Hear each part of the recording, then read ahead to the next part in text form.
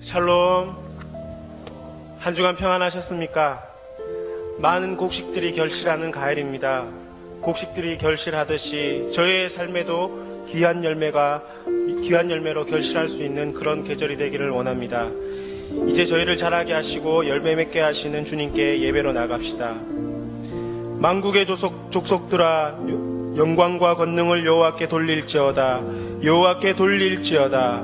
이스라엘아 들으라. 우리 하나님 여호와는 오직 유일한 여호와시니 너는 마음을 다하고 뜻을 다하고 힘을 다하여 내 하나님 여호와를 사랑하라. 아멘. 전심으로 하나님 아버지께 찬양을 드립시다.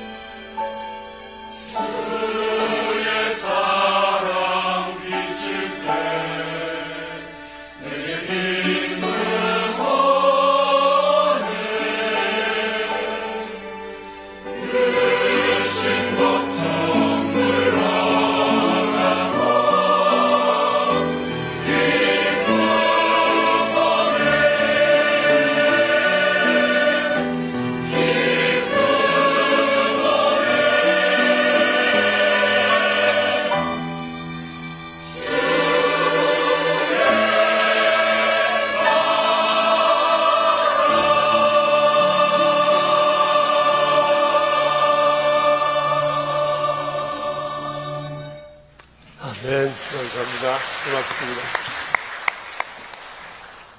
이제 우리 하나님의 말씀을 함께 보겠습니다.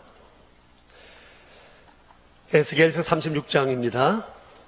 33절부터 38절에 있는 말씀입니다. 구약 성경 1208쪽 펴겠습니다.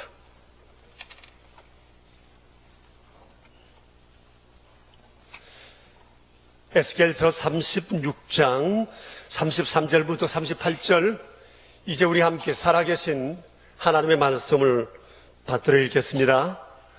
주 여호와께서 이같이 말씀하셨느니라. 내가 너희를 모든 죄악에서 정결하게 하는 날에 성읍들의 사람이 거주하게 하며 황폐한 것이 건축되게 할 것인즉, 전에는 지나가는 자의 눈에 황폐하게 보이던 그 황폐한 땅이 장차 경작이 될지라.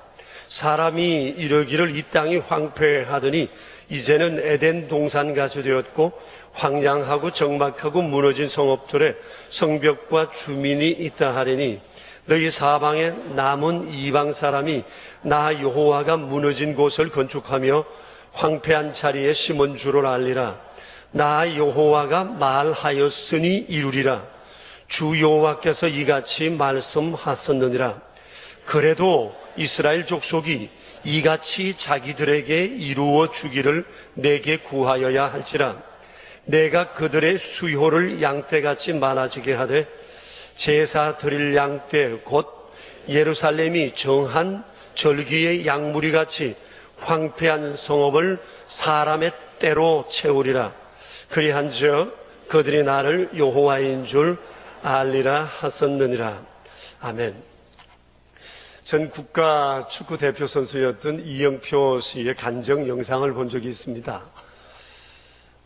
저희 집 둘째 아이가 이 영상을 보고 큰 은혜를 받았다면서 추천해 주어서 밤새도록 영상을 함께 보았고, 저 역시도 영상을 보는 중에 많은 은혜를 받았습니다.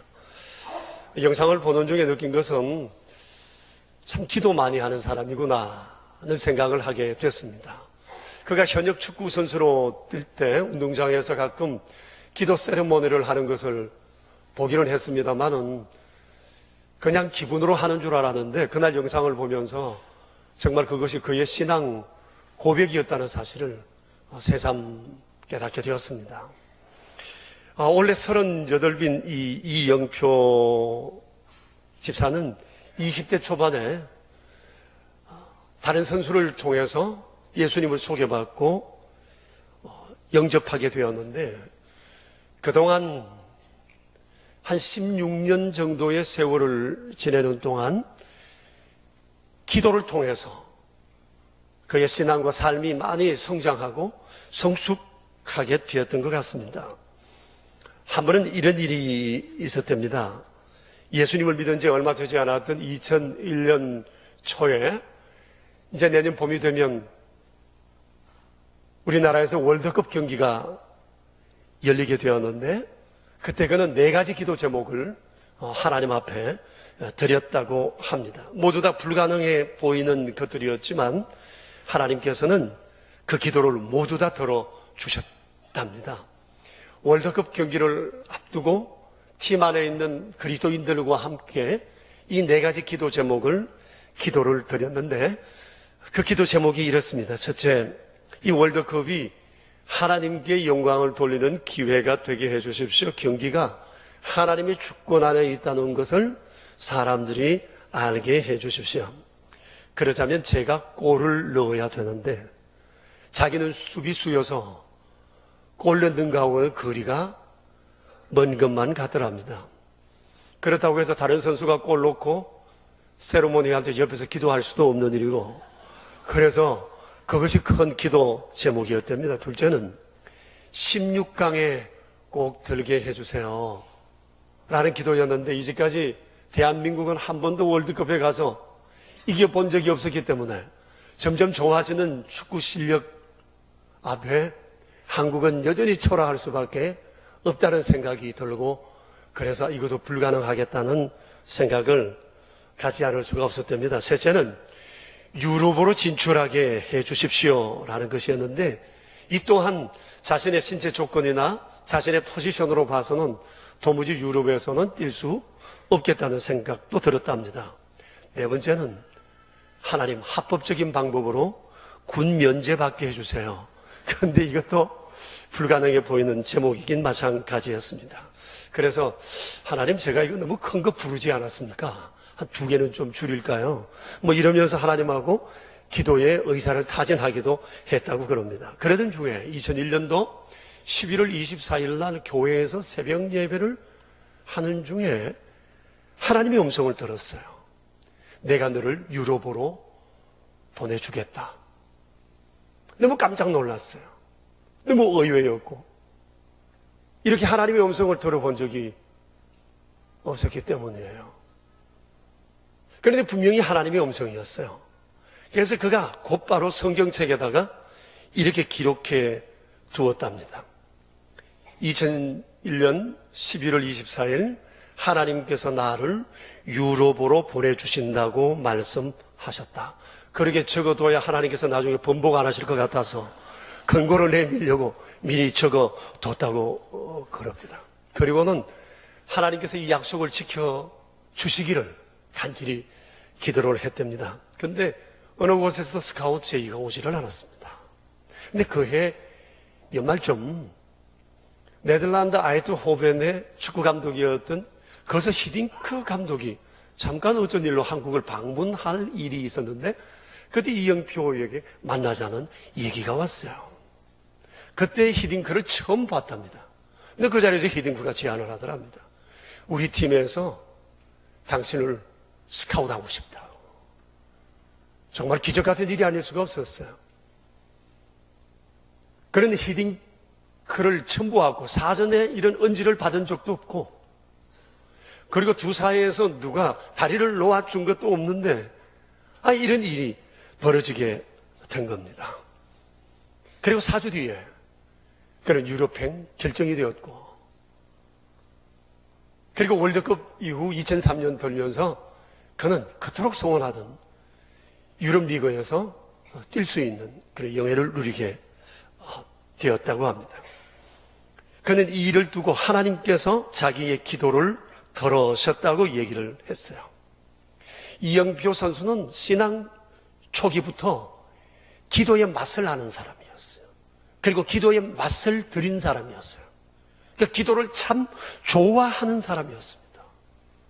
그때부터 지금까지 그는 매사 삶의 모든 문제를 기도로 풀어간다고 하는 것을 얘기해 주었습니다. 아시는 바처럼 이영표 선수는 많은 사람들이 참 신실하고 성실하고 겸손하고 밝고 유쾌한 사람이라고들 얘기를 하고 있습니다. 38이면 아직까지 젊은 나이인데도 불구하고 그가 이런 선한 영향을 끼치게 된 데는 평소에 기도하는 삶이 이런 삶의 배경이 되지 않았나 그런 생각을 해보게 됩니다. 참 바쁘게 사는 사람입니다. 그럼에도 불구하고 그런 교회에서 하는 기도회는 모두 다 참석하는 것 같았어요. 새벽 기도회, 심야 기도회, 특별 기도회 등등 기도 절대 우선의 삶을 살아가는 사람이었습니다. 참 좋은 습관이죠. 여러분, 이영표 선수뿐만 아니라 누구든지 이런 기도의 거룩한 습관을 가지고 산다면 우리 역시도 아마 신실하게 살아갈 이 삶의 힘을 기도 중에 받지 않을까 하는 생각을 해보게 됩니다. 여러분, 범사에 기도 우선의 삶을 산다고 하는 것은 그 개인적으로 너무 귀한 일이 아닐 수가 없어요. 존 번면이라는 분이 계십니다. 영적 거장으로 알려진 분입니다. 성경책만큼이나 성경책 다음으로 많이 팔린다고 말하는 철로역정이라는 책을 쓰신 분입니다. 이번에 우리 교회가 기도학교를 하게 되면서 그분이 쓰신 기도에 관한 책을 참고로 해서 우리가 지금 기도학교를 진행하고 있습니다.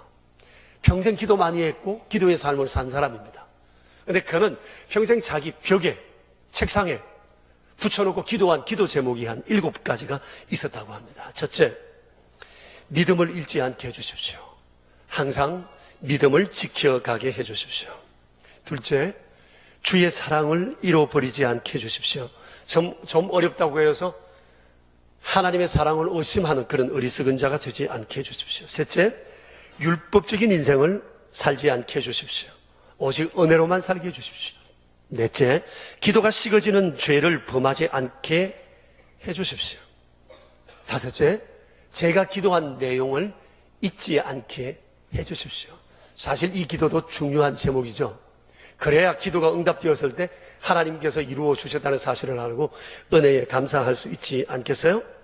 그리고 여섯째, 시간이든 물질이든 무엇이든지 낭비하지 않게 해주십시오. 그리고 일곱 번째, 선행을 할 땐 나의 명예와 이익을 계산하지 않게 해주십시오. 어떻습니까, 여러분? 내 삶의 기도 제목으로 삼았으면 딱 좋겠다는 생각하지 않습니까? 영적 거장으로 산다고 하는 것, 이거 그냥 되는 것은 아닌 것 같습니다. 오래 믿었다고 해서 되는 것도 아니고, 성경을 많이 읽었다고 되는 것도 아니고, 여러 단계의 제자 훈련을 거쳤다고 해서 되는 것도 아닌 것 같습니다. 마음에 이런 소망을 품고 이 소망을 기도로 아뢰 때 하나님은 그 길을 걸을 수 있는 힘을 우리에게 공급해 주신다고 생각합니다. 여러분, 성경을 보면 하나님께서는 여러 곳에서 기도를 명령하고 계십니다. 아주 빈번하게 기도하라 명령하십니다. 오늘 성경에도 주님은 그 말씀을 하고 계세요. 오늘 본문의 내용은 이스라엘 백성들의 회복에 관한 말씀인데 하나님께서 약속을 하셨어요. 내가 회복해 주시겠다 약속하시고 난 다음에 하시는 말씀이 기도함으로 이 약속을 성취하라 하셨습니다. 여러분 33절을 보세요. 주님 이렇게 말씀하세요. 내가 너희를 죄악으로부터 정결하게 할 것이다. 하나님을 배반했던 그들의 굳은 마음을 하나님께서 부드럽게 만드셔서 하나님 앞에 세워주시겠다는 거예요. 그리고 정결하게 한 그 위에 하나님께서 물질적으로 환경적으로 은혜를 베풀어 주시겠다고 약속을 하십니다. 내가 그날에 무너져 황폐하게 되었던 성읍을 건축하게 할 것이다. 그리고 그곳에 많은 사람으로 거주하게 할 것이다. 그 숫자가 어느 정도인지 말씀하지는 않지만 우리가 짐작할 수는 있습니다. 38절에 보면 주님 이렇게 말씀하세요. 정한 절기 때 예루살렘에 모이는 양떼만큼이나 사람의 떼가 많게 할 것이다. 여러분 평소에 예루살렘에는 인구가 한 15만 명 정도 살았다고 합니다. 그런데 절기가 되면 예루살렘에 수많은 사람들이 몰려오는데 남자만 한 10배 정도 150만 명이 모인다는 겁니다. 여러분 사람이 이렇게 많이 거하게 된다고 하는 것은 사람들마다 신체적으로 건강하다는 것이고 또 하나님께서 생육하고 번성하는 복을 주셨다는 것이고 정치적으로나 사회적으로나 경제적으로도 안정되게 되었다는 것을 아주 반증하는 거라고 볼 수가 있습니다. 그리고 황폐한 땅이 에덴 동산같이 될 것이다. 이런 일이 일어나는 것을 보았을 때 이방 사람들이 하나님께서 이들에게 이런 놀라운 복을 주셨구나 하는 것을 말하게 될 거다는 겁니다. 여러분 이것은 파격적인 약속이 아닐 수가 없습니다.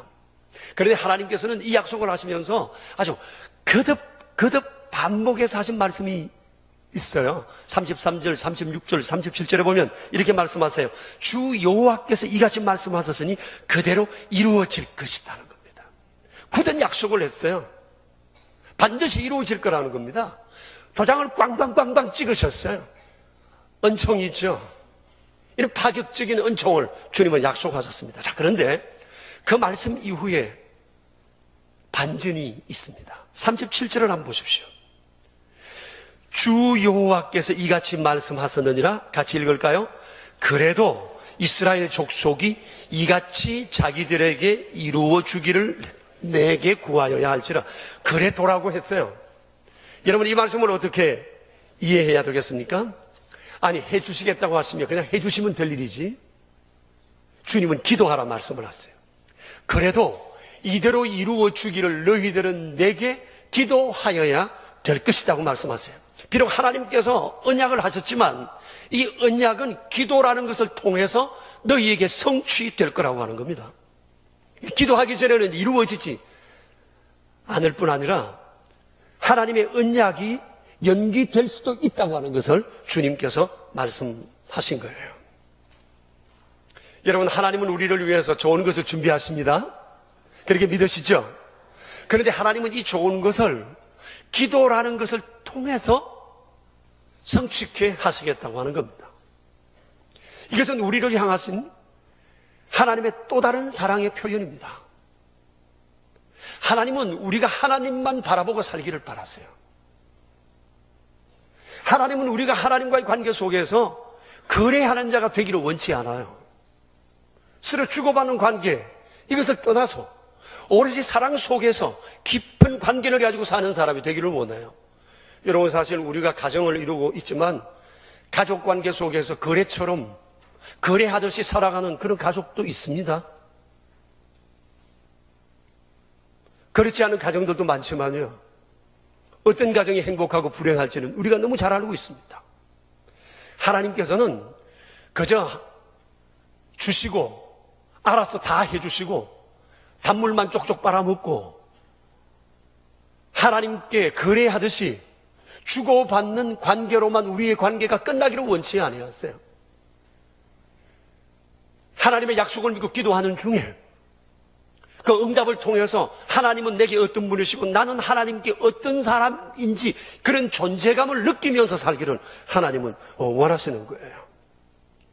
그래서 하나님께서는 좋은 거 주시겠다고 약속하셨지만 반드시 기도함으로 그것을 성취하라고 말씀하시는 겁니다. 여러분, 마태복음 7장 7절 이하에 보면 이런 말씀이 있어요. 구하라 그리하면 너희에게 주실 것이요, 찾으라 그리하면 찾아낼 것이요, 문을 두드리라 그리하면 너희에게 열릴 것이니 구하는 자가 얻을 것이요, 찾는 자가 찾아낼 것이요, 두드리는 이에게 열릴 것이니라. 너희 중에 누가 아들이 떡을 달라 하면 돌을 주며 생선을 달라 하면 뱀을 줄 사람이 있겠느냐? 하물며 하늘에 계신 너희 아버지께서 구하는 자에게 좋은 것을 주시지 않겠느냐고 말씀하세요. 자, 보십시오. 하나님께서 구하시면 주신다고 약속을 하셨는데 필요한 것을 구체적으로 구하라고 말씀하세요. 떡이 필요하면 떡을 구하고 생선이 필요하면 생선을 구하라는 거예요. 그럴 때 하나님께서 그것을 주시는데 하나님께서 주시면서 우리에게 기대하는 바가 있어요. 하나님은 우리의 필요를 채우시는 좋은 아버지시다. 이것을 우리가 알기를 원하는 것입니다. 그래서 아버지와의 관계가 그런 친밀함 속에서 계속 이어져 가기를 원하시는 거예요. 여러분, 주기도문 또 그렇습니다. 오늘날 우리에게 일용할 양식을 주옵시고 우리가 우리에게 죄 지은 자를 사하여 준 것까지 우리 죄를 사하여 주옵시고 우리를 시험에 들게 하지 마옵시고 다만 악에서 구하옵소서. 자, 보세요. 이거 우리 생존에 정말 필요한 것들이잖아요. 하나님은 이것이 우리가 필요한 줄 알고 계세요. 그러면 예수님께서 이것이 필요한 줄 아시면 때마다 우리에게 구하지 않아도 알아서 주시면 되잖아요. 근데 왜 예수님은 이거 필요하지? 그러나 기도하라고 말씀을 하셨어요. 오늘날 우리에게 일용할 양식을 달라고 기도하라고 말씀하셨습니다. 여러분, 여기에서 일용할 양식이라고 하는 것은 단순히 우리가 먹는 이것만을 의미하지 않습니다. 우리 생존에 필요한 모든 것을 의미해요. 음식, 물질, 의식주, 건강, 그것을 소득할 수 있는 건강과 먹고 섭취할 수 있는 건강, 우리의 집, 가족, 모든 것들이 다 포함되어 있습니다. 주님은 이것을 우리에게 필요한 줄 아시지만 굳이 기도하여 취하라고 하십니다. 왜 그럴까요? 여러분, 사실 이 모든 것은 우리의 것이 아닙니다. 하나님의 것입니다. 하나님의 소유입니다. 내 돈 주고 내가 사면 될 거 아니냐라고 말할지 모르지만 하나님 것이기 때문에 이것을 정말 내 것으로 만들려고 하면 필요를 하나님께 말씀드리고 부탁하시고 하나님의 허락 속에 이것을 우리가 취해야 하는 거예요. 이치가 그렇지 않습니까? 물론 돈이 있으면 뭐든지 다 할 수 있다고 생각하는 이 물질 중심적 사고를 가진 사람들은 이해가 안 돼요. 내가 내 돈 가지고 내 필요한 것 내가 결제하면 되는 거지. 뭐 구태여 그렇게 하나님께 부탁해서 번거롭게 할 게 뭐가 있느냐고 말할지 모릅니다. 그러나 내 모든 것이 하나님께로부터 왔다는 사실을 믿는 하나님 중심 사고를 가진 사람들은 그렇지 않습니다. 크고 작은 모든 필요를 하나님께 부탁합니다. 그리고 하나님께서 그것을 내게 주실 때 작은 것에도 감동합니다. 그리고 감사합니다. 하나님의 은혜를 아는 자가 되는 겁니다. 여러분, 이 가치관이 참 중요한 겁니다. 사람은 건강과 물질과 지식으로 만들어지는 존재가 아니고 가치관 위에 틀을 닦아가는 존재라고 볼 수 있습니다. 인생의 열매는 곧 가치관의 열매입니다. 어떤 가치관을 가지느냐, 그것이 결국은 그의 인생의 결론이라고 볼 수가 있는 것입니다. 그런데 심지어 우리 그리스도인들 가운데에서도 물질 중심적 가치관을 가진 사람들이 참 많이 있습니다. 겉으로 보면 분명히 그리스도인이에요. 그런데 살아가는 방식은 철저하게 자기가 주인입니다. 자기가 인생을 주도하고 자기 인생에 자기가 결제를 한다고 생각을 합니다. 여러분, 어떤 가치관을 가지느냐에 따라서 영생의 색깔이 달라진다는 것을 기억해야 할 것입니다. 그래서 하나님께서는 아주 사소한 거라도 하나님 앞에 기도하기를 원하세요. 어느 날 내가 음식을 잘 먹었는데 목이 아파서 물을 한 모금도 넘길 수 없어요. 평소에는 이 목이 내 건 줄 알았어요. 물도 내 건 줄 알았어요. 내가 취하면 언제든지 먹는 줄 알았는데 목이 아프니 한 모금도 넘길 수 없어요. 어떻게 해요? 그제서 비로소 생각합니다. 이게 내 게 아니구나. 평소에는 모든 음식을 잘 먹는 위대한 사람입니다. 그런데 어느 날 위에 경련이 일어나고 도무지 음식을 받아들이질 않습니다. 먹으면 계속 구토합니다. 내가 마음먹으면 언제든지 물질을 취할 수 있는 것으로 생각을 했습니다. 필요한 것은 구입하면 된다고 생각했는데 이제 더 이상 소용이 없습니다. 아무도 할 수가 없습니다.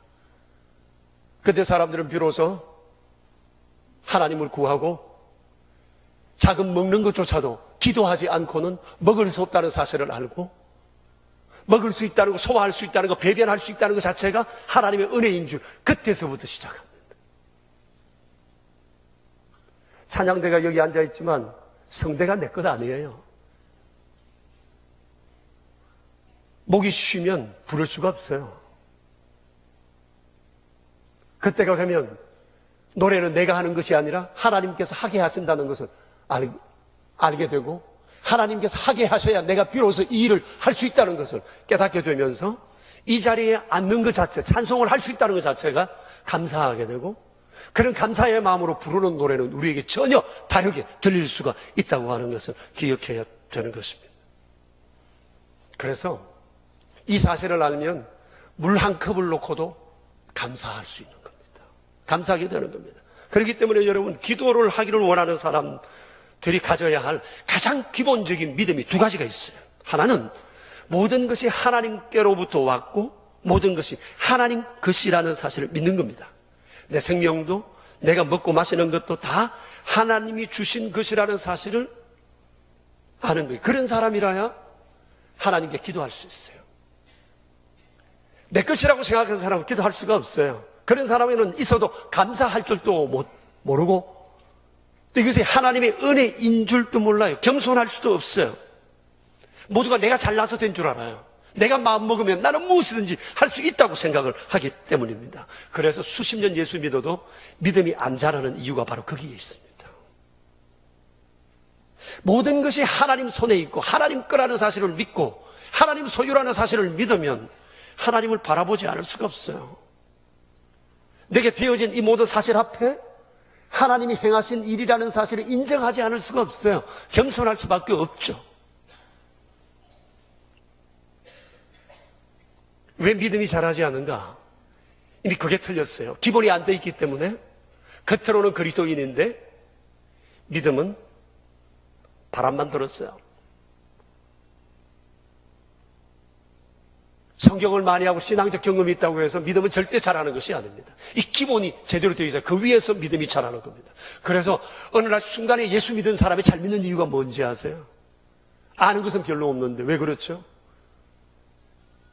그 사람은 하나님의 주재권을 믿거든요. 하나님의 소유권을 믿거든요. 모든 것이 하나님 것이라는 사실을 확신하거든요. 그러니 하나님 중심적 사고를 가지고 살 수밖에 없어요. 둘째 가져야 할 믿음의 기본은 논관이 모든 것은 하나님 손에 있다는 사실입니다.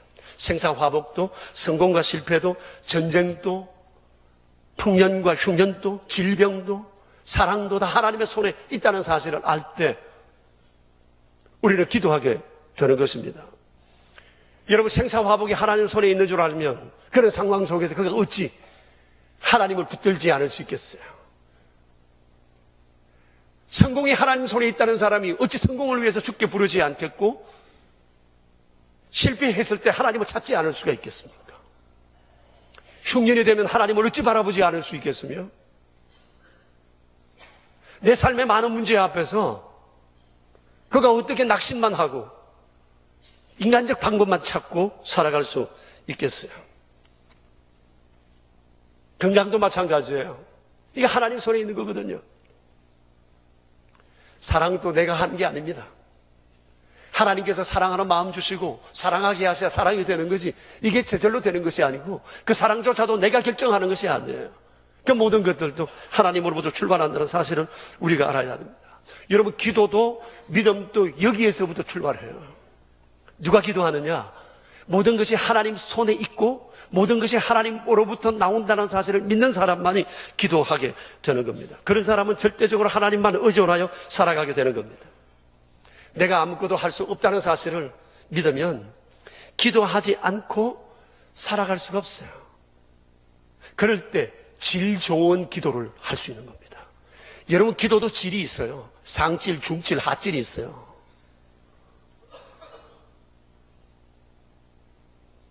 하질의 기도의 질을 가진 사람들은 대부분 그렇습니다. 자기 필요를 따라 기도합니다. 그리고 채워지면 기도도 잊어버리고 하나님도 잊어버리고 은혜도 기억하지 않습니다. 그러나 기도의 질이 다른 사람이 있어요. 모든 것이 주께로부터 온다는 사실을 알고 주님 손에 있다는 사실을 아는 사람은 크고 작은 모든 일에 기도하지 않을 수 없고 범사에 기도하지 않을 수 없고 하루를 기도로 열고 닫지 않을 수가 없어요. 왜? 내가 할 수 있는 게 없으니까. 내가 했다고 생각하는 것조차도 내가 한 것이 아니라 하나님이 하게 할 수 있는 모든 은총을 구비해 주셨기 때문이니까. 그래서 감사하지 않을 수 없고 겸손하지 않을 수가 없어요. 주를 의지할 수가 없는 거죠. 기도하는 사람에게는 항상 이 두 가지 사실을 기억해야 한다고 하는 사실입니다. 여러분, 이스라엘 백성들이 애굽을 떠나서 광야에서 40년 동안 노예 생활할 때 하지 않은 일이 세 가지가 있었어요. 전에 가르쳐 드렸는데 기억하시겠어요? 뭘 안 했죠? 집 짓는 것, 그리고 밥하는 것, 의복을 만드는 것 안 했습니다. 40년 동안 하나님께서 그 모든 것들을 책임져 주셨습니다. 왜 그랬을까요? 이 모든 것이 하나님께로부터 주어진다는 사실, 이 은혜를 가르치기 위한 하나님의 수단이었어요. 애굽에서 노예 생활할 때 일만 하면 일당이 나오니까 내가 나의 필요를 스스로 공급한다고 생각한 사람들이에요. 내가 노력하는 만큼 나는 살게 되어 있다고만 믿었어요. 그러나 광야에 나와보니 그렇지가 않아요. 하루 동안에 생명이 왔다 갔다 합니다. 낮에 땡빛 속에 일사병 들릴 수 있어요. 물도 없는데 그럴 수밖에 없지 않겠어요? 밤이 되면 추워요. 병충해도 많아요. 해충도 많아요. 물려 죽을 수 있어요. 그러니 저녁이 되면 오늘 하루 지낸 것 감사할 수밖에 없고, 밤에 자고 아침에 눈을 뜨면 하나님께서 지난밤 지켜주신 것에 대해서 감사하지 않을 수 없어요. 하루 온종일 하나님의 은혜 속에 산다는 것을 그들은 철저하게 경험하는 거예요. 먹고 마시는 것. 여러분, 사람이 은혜를 안다는 것, 이게 중요해요. 믿음 생활을 한다는 것은 모든 것이 하나님의 은혜로 되어진다는 사실을 알게 하기 위한 하나님의 방법이에요. 그래서 여러분, 우리는 일반적으로 은혜를 말하면서도 은혜가 뭔 줄을 몰라요. 은혜를 노래하면서도 진정한 하나님의 은총에 감사할 줄 몰라요. 그래서 여러분, 사람이 은혜를 제대로 배우려면 한 번쯤 광야를 통과해야 돼요. 그러나 미련한 사람은 광야를 경험해야만 하나님의 은혜를 알지만, 지혜로운 사람은 주의 말씀을 통해서 범사에 하나님의 은혜를 고백하고 인정하고 살아가게 되는 겁니다. 자, 오늘 주님께서 본문을 통해서 분명하게 말씀하십니다. 세상의 모든 것 내게 있다. 내 손에 있다. 그리고 내가 마음먹으면 나는 무엇이든지 한다. 내가 이것을 너희들에게 준다.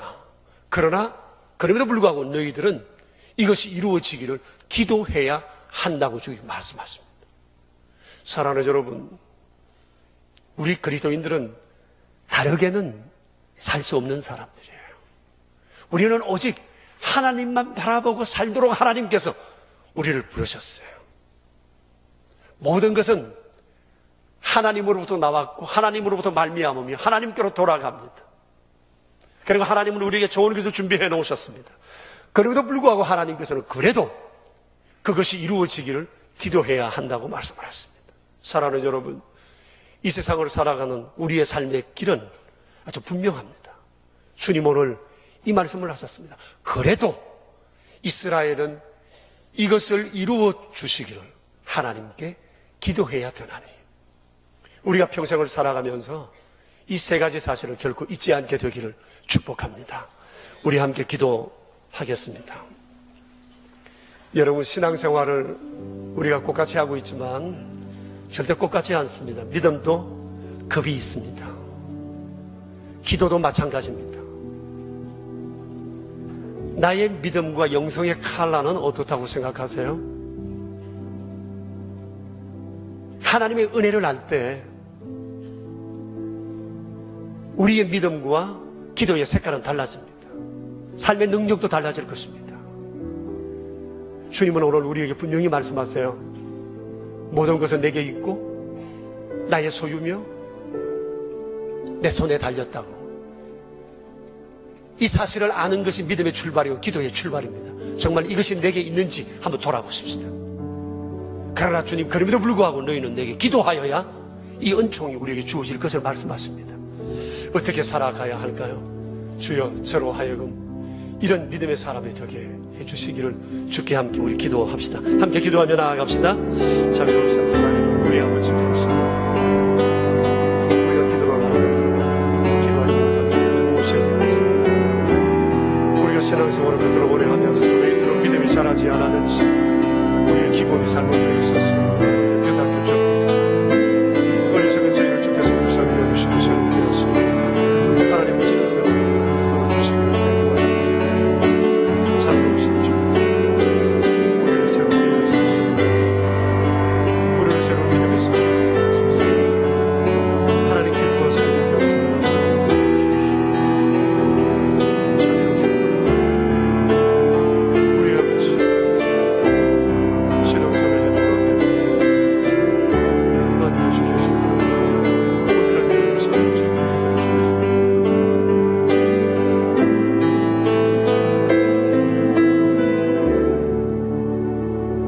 자비로우신 주님, 왜 그토록 오래 믿었으면서도 성경을 많이 안다 하면서도 신앙적 체험이 있다 하면서도 우리의 믿음이 자라지 않는지 알게 되었습니다. 성숙하지 못한 이유가 무엇인지 주님은 오늘 우리에게 말씀해 주셨습니다. 우리는 참으로 하나님을 사랑한다 했지만 그것이 거래 관계에 머물러 있었음도 깨닫게 되었습니다. 만왕의 왕이시요 만유의 주제가 되시는 자비로우신 주님, 모든 것이 주의 것이며 주께로부터 말미암으며 주의 손에 있다는 사실을 우리가 알면서도 진정 우리의 믿음은 그렇게 주님 앞에 순전한 마음으로 다가가지 못한 어리석음도 있었습니다. 왜 우리가 기도하지 않았는지, 왜 우리가 주의 응답을 기다릴 만큼 기도에 매진하지 못했는지 그 이유도 알게 해주신 것을 감사합니다. 참 좋으신 하나님, 우리를 위하여 모든 좋은 것들을 예비하신 주님, 그래도 너희는 이것이 이루어지기를 내게 기도하여야 한다고 말씀하신 주님, 이제 우리가 기도의 삶을 새롭게 살기를 원합니다. 주님, 우리의 믿음의 바탕을 새롭게 해주시어 기도하지 않고는 견딜 수 없는 마음을, 주님을 바라보지 않고는 견딜 수 없는 마음을, 내 스스로는 아무것도 할 수 없다고 하는 참으로 겸손된 마음을 우리에게 허락하소서. 평생토록 주만 바라보고 의지하며 주만 의존하는 믿음의 삶을 살아가게 하여 주시옵소서. 우리 구주 예수 그리스도 이름으로 기도합니다. 아멘. 참 좋으신 하나님 아버지, 우리에게 믿음의 길을 말씀하시고 기도의 길을 말씀하시며 하나님께서 우리에게 예비하신 축복의 길을 통해 하나님을 영화롭게 할 길을 저희들에게 알게 하시니 감사합니다. 주께서 우리에게 들려주신 귀한 말씀 마음에 새기며 옥토에 떨어진 씨앗처럼 이 믿음이 자라 하나님을 영화롭게 하고 하나님의 기쁨이 되는 아름다운 삶을 살아가도록 주님 인도해 주시기를 원합니다. 만유의 주제가 되시는 주여, 모든 것이 주께로부터 왔음을 믿으며 이 시간도 겸손히 구별하여 예물을 드립니다. 자비로우신 주님, 드리는 손길들마다 주님께서 기억하시고 날마다 주의 풍성함을 경험하게 하시고 또한 마음과 뜻 다해 물질로도 주님을 섬기며 살아가는 아름다운 삶이 되게 하여 주시옵소서. 우리 구주 예수 그리스도 이름으로 기도드리오며 이제는 만왕의 왕 되신 주 예수 그리스도의 은혜와 만유의 주제가 되시는 아버지 하나님의 크신 사랑하심과 성령님의 교통하심이 모인 저희 무리들과 명선의 모든 가족들과 주님의 몸 되신 교회 위에 이제로부터 영원히 함께 계시옵기를 간절히 축원하옵나이다. 아멘.